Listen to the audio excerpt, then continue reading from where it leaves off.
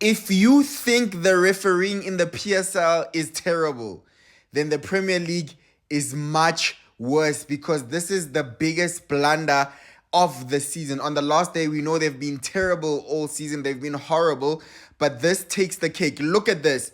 Aston Villa score. They actually score. But the goal isn't given because the ref blew his whistle for a non-existent foul. Bayinda in goal for Manchester United did not have the ball under his control. Rodgers nicks it from him and scores. But as he's shooting, the referee blows his whistle. He doesn't even wait for the play to finish, and then maybe it goes to VAR. So VAR they can't even intervene in the stage. And it is clear to see that the keeper did not have full control of that ball. But the most important thing is Newcastle is losing to Everton, and it looks like it will finish 1-0. And if it does finish 1-0, it would mean that Aston Villa have been robbed of UEFA Champions League football for next season.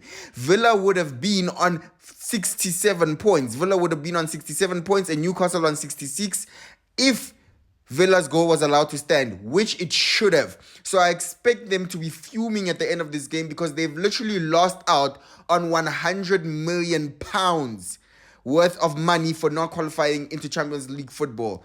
Chelsea is irrelevant because they're beating Forest, right? And even if it's a draw, Chelsea will still go through. But Villa have been robbed for sure. If you're looking at this is the biggest robbery I've seen in a long time because the keeper clearly did not have his hands on the ball. Rodgers scored a perfectly legitimate goal. He was entitled to go for the ball and poke it because the keeper still didn't have it in his hands. They scored, but the ref blew his whistle, VAR can't intervene, and Villa have been robbed.